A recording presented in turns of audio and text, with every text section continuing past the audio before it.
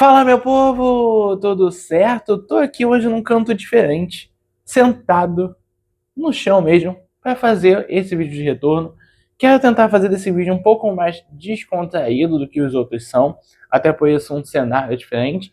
Se você tá sentindo falta já do cenário antigo, das camisas, possivelmente no próximo vídeo ele já vai estar de volta, mas nesse aqui eu quis fazer de uma maneira diferente, porque esse é um vídeo diferente de tudo que eu já fiz aqui no canal, que vai ser um vídeo de perguntas e respostas. Durante a semana vocês mandaram algumas perguntas para mim na postagem que eu fiz na comunidade e eu tô aqui hoje para respondê-las. Então vamos embora, já vou pedir para você deixar o like nesse vídeo aqui, se inscrever no canal caso você não esteja inscrito e, claro, ativar o sininho porque eu tô de volta e a gente a partir dessa semana já tem vídeo, semana que vem bem mais.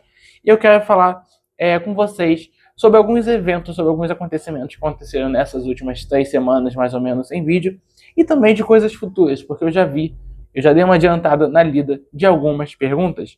Então vamos embora, eu vou colocar as perguntas aqui na tela de acordo com a ordem que eu for respondendo.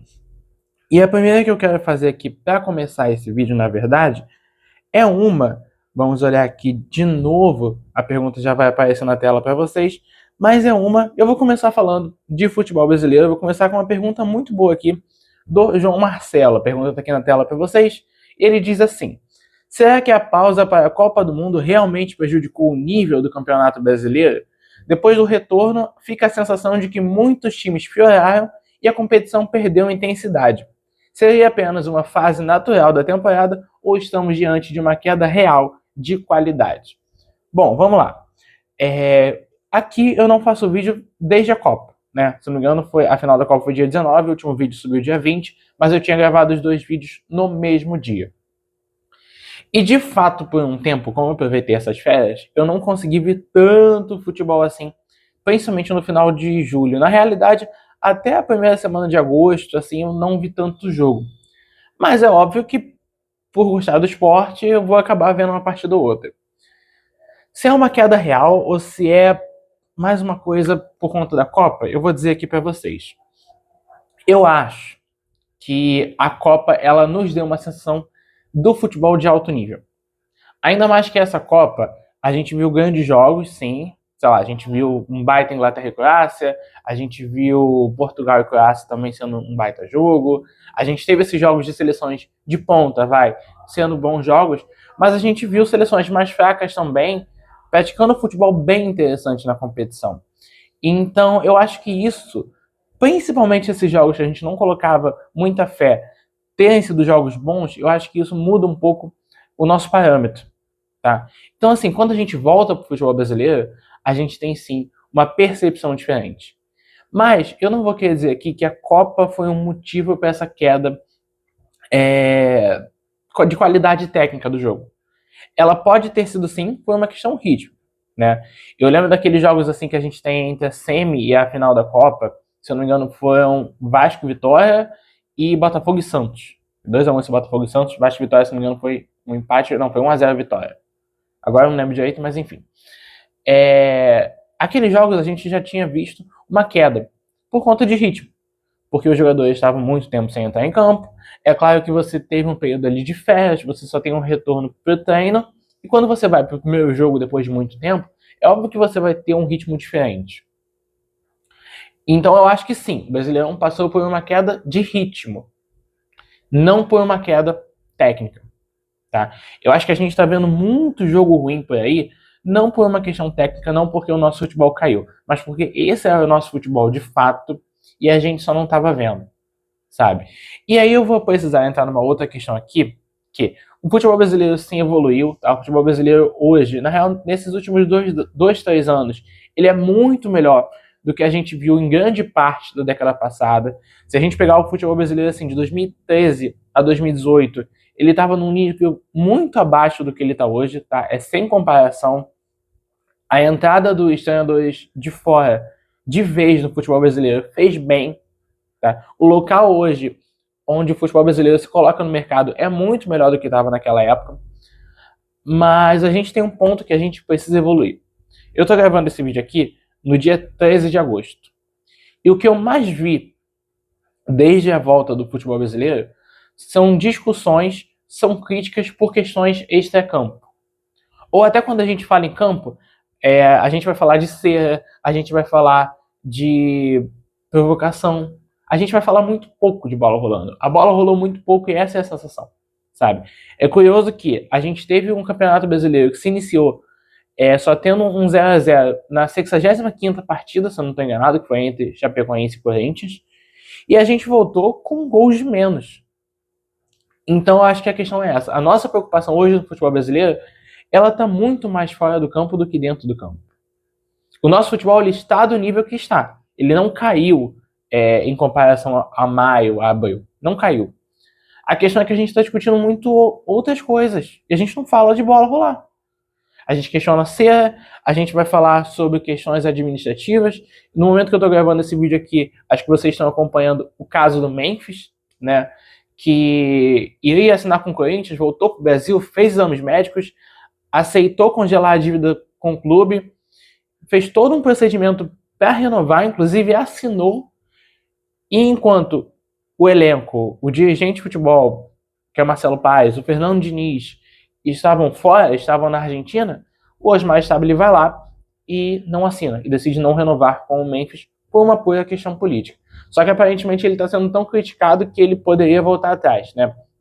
Já que, caso o Memphis assinasse, o Corinthians teria uma dívida de 42 milhões a pagar a partir do primeiro semestre do ano que vem, e caso ele não renove, a dívida vai para 76 milhões, se eu não estou enganado, e se o Memphis couber na justiça, essa dívida pode chegar a 180 milhões. Para a gente ver a loucura que está o futebol brasileiro. Então, para mim, a questão é essa.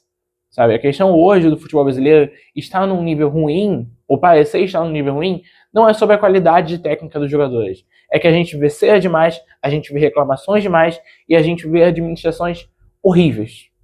Horríveis. Em qualquer canto. Sabe? Isso porque eu posso bater em outros clubes também. Eu posso falar do Pedrinho, que durante a Copa perdeu e reassumiu o poder no Vasco. Então, assim, a nossa questão hoje ela é muito mais administrativa do que de qualidade técnica. O nível dos nossos jogadores não caiu. Tá? Os jogos estão sendo ruins? Estão. Não pelo nível de jogadores. Não porque os jogadores esqueceram de jogar bola. Mas sim por conta de que a gente fala pouco de jogo, de bola rolando. A gente sempre prefere olhar, a gente sempre prefere discutir sobre outras questões. Inclusive alguns jogadores, né? Então acho que eu respondi a pergunta, João. A competição perdeu intensidade sim, mas eu não acho que seja por uma qualidade técnica, e sim por uma questão de... O foco está sendo outro. O foco está sendo questões administrativas, e quando o foco vai para o campo, ele é muito mais sobre ser, sobre reclamações de arbitragem. Até nota rolou nesse meio tempo aí, né? Entre Flamengo, Vitória e Palmeiras. Enfim, a gente fala pouco de bola rolar, e eu acho que esse é um dos motivos. Não que a gente falar mude, tá? Mas eu acho que a partir do momento que a gente dá mais importância pro jogo em si, acho que o jogo pode melhorar. E aí eu tenho até mais uma pergunta aqui de futebol brasileiro, da Malu, que pergunta: o que você está achando do trabalho do Zubeldia no Flu? Merece a forca? Bom, o Zubeldia foi demitido na manhã que eu tô gravando esse vídeo, né? Até por isso, talvez a demora. E o Zubeldia, eu tenho minhas críticas a ele desde o início do trabalho no São Paulo. Tá? O Fluminense não venceu desde o retorno do futebol brasileiro depois da Copa do Mundo em partidas oficiais. Se não me engano, venceu o amistoso lá contra o Nova Iguaçu, né, no Maracanã. Mas em jogos oficiais o Fluminense não venceu, se não me engano, são 8 jogos sem vencer. E ainda foi eliminado pro Vasco na Copa do Brasil. Então eu acho que essa demissão do Zubeldia, ela tinha que vir, sim. Mas eu era bem crítico à contratação do Zubeldia. Tá? Eu acho que o principal erro do Zubeldia no Fluminense não é nem forma de jogo, não é, enfim, pegar mau momento dos jogadores. O Zubeldia passa por lesões do Thiago Silva, vê o Hulk chegando e ainda sem ter mostrado pelo que veio. Eu tenho muita crítica a essa gestão do Fluminense decidir contratar jogadores de uma idade bem avançada. O Cano também perdeu bastante qualidade de jogo nos últimos anos, mas eu entendo todas essas questões. Mas eu acho que o principal erro do Zubeldia é uma repetição do que aconteceu no São Paulo, que é dar pouquíssimas oportunidades a jogadores da base. Quando o Zubeldia estava no São Paulo, talvez fosse o melhor momento do Rian Francisco. E ainda assim o Rian teve pouquíssimas oportunidades como titular. e aí acaba se lesionando em um certo momento, né? E o Fluminense, com a base que tem, com o gigantesco tamanho de Xerém, eu acho que o Zubeldia olhou muito pouco para esses jogadores. Mas assim, é o fatídico caso do quem avisa amigo é. E eu acho que muito tricolor paulista avisou a tricolor carioca. Tudo bem que eu entendo o desespero do torcedor que estava muito crítico ao trabalho do Renato, né? Que o Renato tinha feito tudo aquilo na Copa do Mundo de Clubes, mas nas competições nacionais ele fez muito pouco. Mas ainda assim, eu acho que a contratação do Zubeldia, eu sempre discordei um pouco de como ela foi feita, e enfim, de todo o trabalho. Eu acho que até no momento bom do Zubeldia, ele já falhava com essa questão, com a base. Então acho que a pergunta está respondida. Acho que a gente fecha aqui sobre o futebol brasileiro. Eu vou agora para futebol internacional. Tem duas até do Real Madrid, né? Do Miguel Lima, que pergunta qual sua expectativa sobre o retorno do Henrique no Real Madrid, e do Gustavo Pinheiro, que pergunta o que você acha desse retorno do Mourinho ao comando técnico do Real Madrid. Bastantes retornos, né, ao time madrilenho. Eu vou tentar juntar essas duas perguntas aqui, porque eu acho que em algum momento elas acabam se conversando, né? Mas entrando primeiro no assunto Endrick, eu confesso que quando a gestão do Endrick assume o retorno dele ao Real, diz que ele realmente só ficaria os 6 meses no Lyon, que o Real chamou ele de volta, eu me preocupei. Porque talvez a questão do Endrick tenha sido o Ancelotti. Aí depois tenha sido o Xabi Alonso. E agora é o Mourinho. E eu não sei até que ponto são treinadores os culpados pelas poucas chances do Endrick no Real Madrid. Beleza, na Copa do Rei, o Endrick tinha uma média praticamente de um gol por jogo, se eu não estou enganado. E no Lyon ele destruiu, principalmente ali no mês de janeiro. Apesar de que 2 meses depois o Paulo Fonseca foi e deu uma chamada, até numa coletiva que eu acho errado, mas deu uma chamada sobre o Endrick cumprir pouco a sua função tática no time. E quando o Endrick volta, eu não tenho tanta confiança assim, porque talvez a culpa não seja do treinador, no caso de Ancelotti e Xabi Alonso, porque ele vai ter um treinador muito mais linha dura do que o último foi. Isso a gente não pode ter dúvidas. É só a gente lembrar. O Mourinho tá em alta, né? Pela série que saiu na Netflix, eu nem vi ainda. Mas se a gente lembrar do primeiro trabalho do Mourinho no Real, a gente sabe o quão linha dura ele é. Não à toa, ele e Cristiano Ronaldo nem sempre se deram bem naquele ambiente. Então, ainda que vai passar por um treinador muito linha dura, mais do que o antecessor. E também tem uma questão de que ele vai brigar com o Mbappé na posição, né? Beleza, o Endrick fez uma função mais próxima do lado direito do campo, no Lyon, mas eu acho difícil que ele entre nas pontas. Eu acho que as pontas do Real nesse ano, nessa temporada, melhor dizendo, elas vão ficar entre Vinícius de um lado, e a possibilidade do lado direito a gente ter o Arda Güler, a gente ter o Rodrigo, que volta de lesão só em janeiro, e do Jamondé, que também pode fazer a função pela esquerda. Então eu acho muito difícil que o Endrick entre nessa briga, tá? Pelas pontas do campo. Até porque o Arda Güler tem sido um dos destaques do Real Madrid nessa pré-temporada, né? O Real enfrentou a Fiorentina, empatou em 2-2, venceu o Ferencváros por 2-1 e venceu o Teresa Herrera por 1-0 contra o Deportivo de A Coruña. Vai ser difícil me acostumar com esse nome e não falar mais La Coruña. Mas eu acho que o Arda Güler foi muito bem nesses jogos, né? Então, a ver como vai ser a situação do Endrick. Ele, na teoria, teria recebido propostas de Roma e Aston Villa. Gostaria de vê-lo na Aston Villa.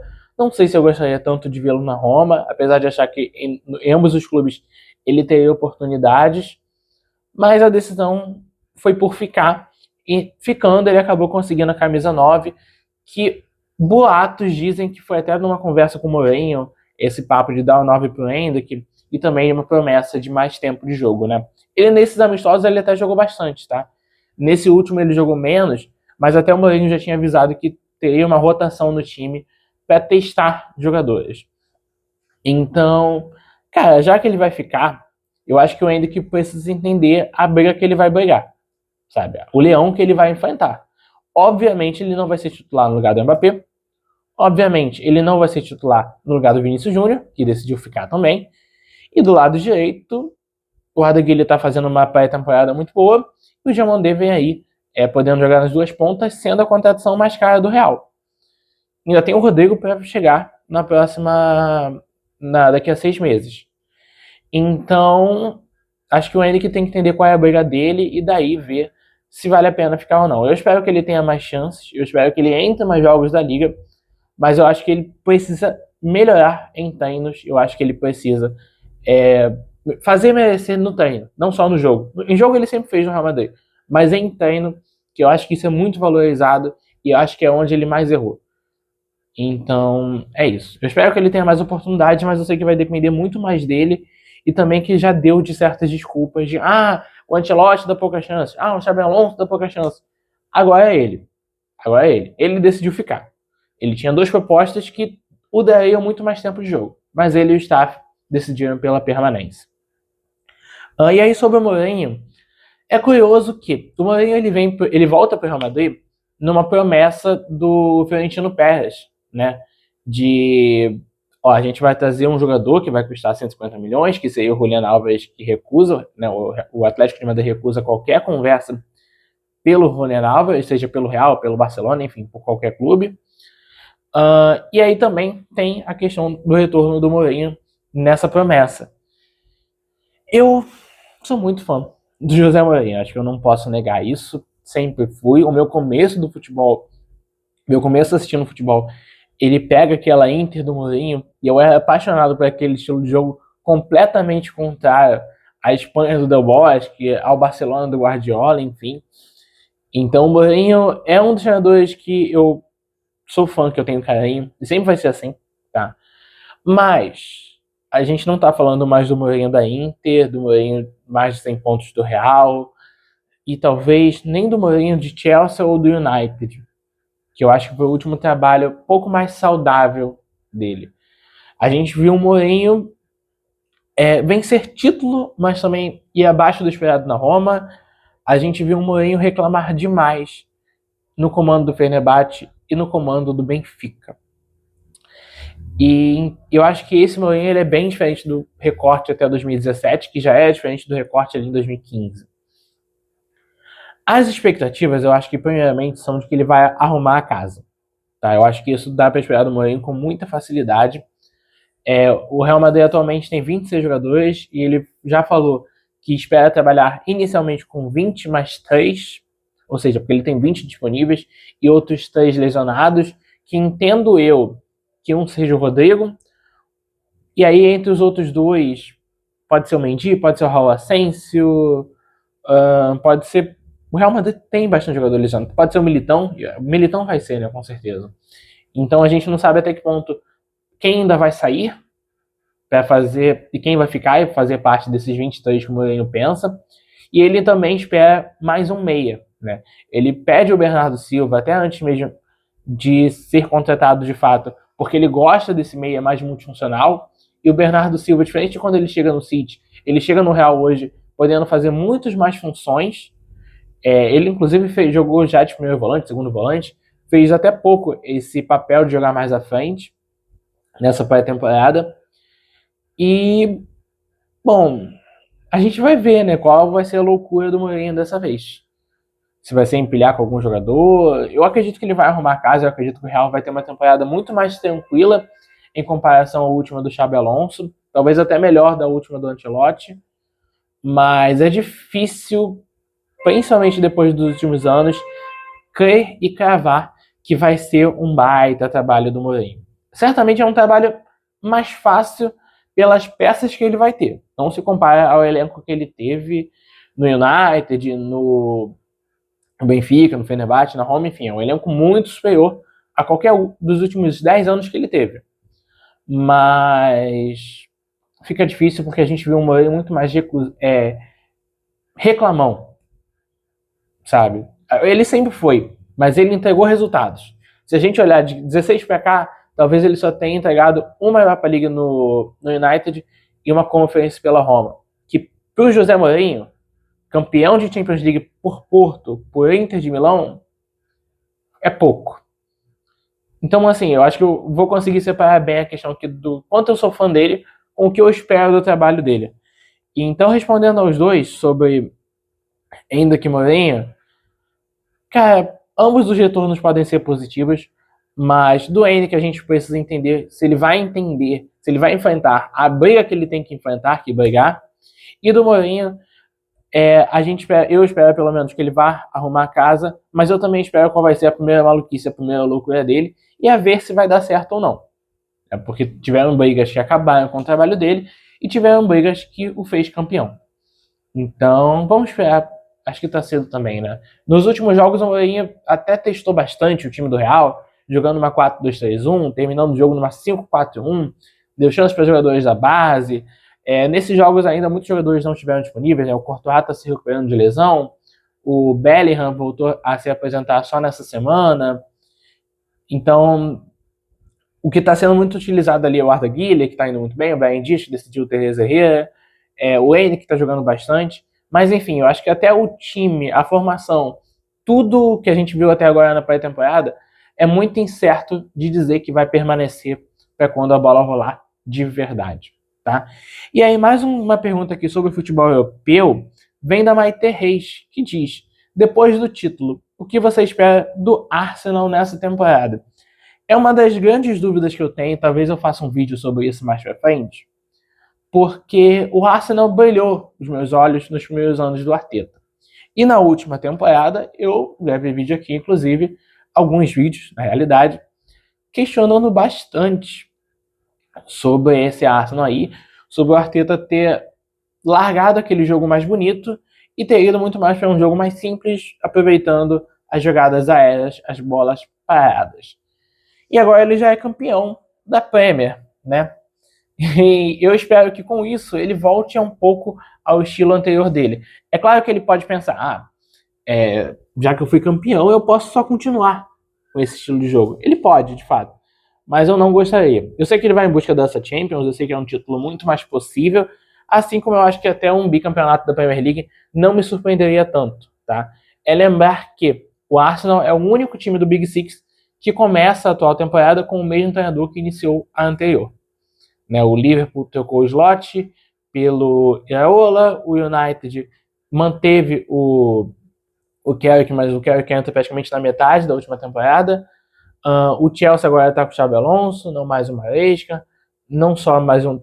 É de novo um treinador sem muita experiência, né, mas não é um treinador só pela Blue Coal. Enfim, o City tem uma novidade aí, que é o Maresca, não mais o Pep Guardiola, que eu acho que é o principal motivo do fortalecimento de favoritismo do Arsenal. E o Tottenham, acho que a gente nem precisa colocar na briga, né? O De Zerbi, ele chega no finalzinho da temporada passada, mas a questão do Tottenham esse ano tá muito longe de pensar em algum título grande. É muito mais sobre se colocar melhor na tabela.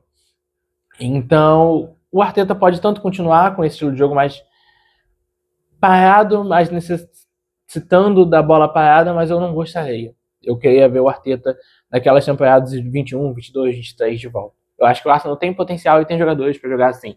É um Arsenal que perde muito mais do que contrata, né, nessa janela. Eu posso até dar uma olhada aqui, mas se não me engano o Arsenal perde o Trossard, perde possivelmente também o Gabriel Jesus. E eu vou até dar uma olhada para ver se o Arsenal contratou alguém para essa temporada, porque na minha cabeça a única contratação é do Nkapie. Então não, tem mais, né? Tem o Messler do Leeds, mas é isso mesmo. Tem o Tsolois, que é um atacante. Mas a gente só tem o retorno do Nelson, do Neuer e do Fábio Vieira. De saída a gente tem o do Trossard, o Kió e o Hein, além da possibilidade da saída do Gabriel Jesus. Então no máximo eu acho que é isso. Eu acho que o Arsenal pode brigar de novo por títulos tanto de Premier quanto de Champions. Mas sobre o estilo de jogo, eu queria que o Arteta voltasse ao que ele fazia alguns anos atrás. E aí tem mais uma pergunta do Arsenal aqui, mas do Arsenal feminino, né? Que vem da Yasmin Queiroz, que pergunta: o que você tem a dizer sobre o Arsenal Women ser campeão desse ano da Liga Inglesa e da Champions? Olha a confiança.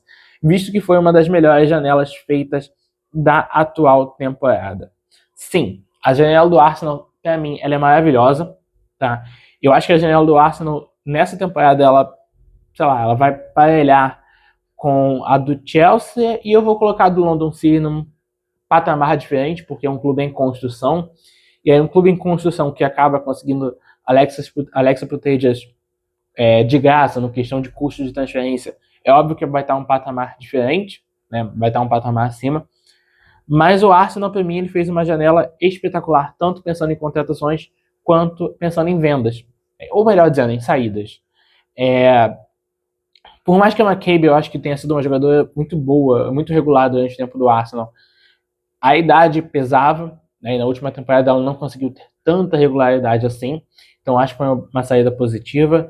A Manuela Zinsberg também é uma goleira que sai, que já não estava com tanta oportunidade, passou por uma lesão também recentemente, então acho que são boas saídas, mas a principal questão são contratações, né?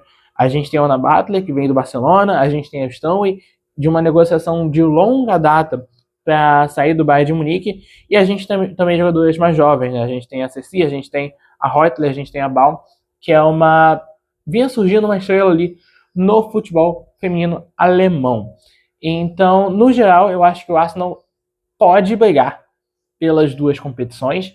É óbvio que na última temporada da WSL, a gente já teve o City quebrando a hegemonia do Chelsea, então acho que isso pode ser um fator que vai beneficiar o Arsenal, que é o Chelsea mais fragilizado, sem a Sanquer de vez nessa temporada, com a permanência da Sônia Bom Pastor, que vem fazendo um trabalho bem criticável, e o próprio City, que tal, assim, não quero dizer que o City vence na sorte, mas talvez eu preciso ser sincero e achar que o elenco do City, na minha visão, não é tudo isso. E a gente ainda vai para uma temporada do City sem a Caroline, né, que foi para o Barcelona. Ao mesmo tempo que vai permanecer a Bunny Shaw, mas sobre a Caroline ir para o Barcelona, e aí como a pergunta fala sobre a Liga Inglesa e fala sobre Champions, o Barcelona perde qualquer favoritismo esse ano para a Liga dos Campeões, né? E não só pela saída da Alexa, não. Foi uma questão muito interna de salários. Enfim, a Paraloid também sai. A Mapilhão, que já era uma saída esperada, também sai. Eu falei da Ana Bata, também sai. Então, a gente vê aquele Barcelona grandioso, aquele Barcelona maravilhoso, que batia em finais de Champions seguidas. Inclusive, fiz vídeo sobre isso aqui no canal e também lá no Insta. Aquele Barcelona praticamente acabou. Então eu acho que o Arsenal se coloca assim como favorito para vencer a WSL e para vencer a Champions League, mas muito mais para o título local do que Champions, tá? Enfim, é difícil a gente prever quando a gente vai falar de Barcelona, quando a gente vai falar de Lyon, quando a gente vai falar até de Bayern de Munique. A gente não sabe muito bem o que pode acontecer ou até uma equipe além dessas, né? Então, vamos calma, mas eu entendo a confiança, até porque o Arsenal realmente chega para ser favorito em ambos os torneios. Vamos ver se faltou alguma pergunta aqui. Sim, temos uma mais, que já não fala tanto sobre futebol, né? É uma pergunta que vem. Eu vou deixar aqui na tela, tô deixando todos aqui na tela para vocês, né? Mas é uma pergunta do Richard Dantas que pergunta: após a Copa, o foco do seu conteúdo continuará sendo futebol ou teremos novidades? Pra ser sincero, o foco do canal não era pra ser sempre futebol. Tanto que eu fiz alguns vídeos aí de automobilismo, fiz podcast de handball, enfim. Não tô lembrado se eu fiz sobre algum outro esporte. Mas o foco desde o começo não era pra ser futebol. O foco se torna futebol porque acaba sendo um esporte mais midiático e mais fácil de assistir, de consumir e até de dialogar. Então, possivelmente daqui pra frente, o futebol vai ser um grande assunto, tá? Tanto masculino quanto feminino, até porque ano que vem tem Copa Feminina e obviamente eu vou trazer série de vídeos aqui para vocês, mas não vai ser o único. Mais pra frente teremos projetos aí falando de outros esportes também. O canal tem esporte no nome, não à toa, então teremos novidades sim, mas eu não vou adiantar. Estamos numa fase ainda de pré-produção, para que a gente faça quadros novos, para que a gente retorne quadros antigos, inclusive, tanto aqui no YouTube quanto lá no Spotify, mas é uma coisa que ainda está no momento pré. Tá? Até porque eu estou voltando agora, então mais para frente, dependendo ali em setembro, outubro, a gente tem alguns conteúdos mais diferentes do que a gente viu aqui no canal ou do que eu faço mais frequentemente. Então acho que é isso, gente. Quase meia hora de vídeo, eu respondi as perguntas que estavam nos comentários. Muito, muito, muito obrigado a cada um de vocês que mandou e gastou o seu tempo para mandar uma pergunta. Espero que todas tenham sido bem respondidas. Não esquece de deixar o seu like, se inscrever no canal caso você não esteja inscrito, também ativar o sininho. Eu vou voltar fazendo conteúdos falando sobre futebol europeu, tá? Inicialmente, eu acho que esses são os próximos vídeos programados para entrar aqui no canal. Talvez faça um vídeo também falando de futebol brasileiro, mas como eu falei com vocês, o nível do futebol brasileiro hoje, ele tá sendo mal apresentado e não dá nem vontade de falar. Mas vamos lá. Vamos ver, o canal tá de volta. Daqui pra frente a gente vai ter mais vídeos. E novamente, obrigado. Eu vou ficando por aqui. Fui!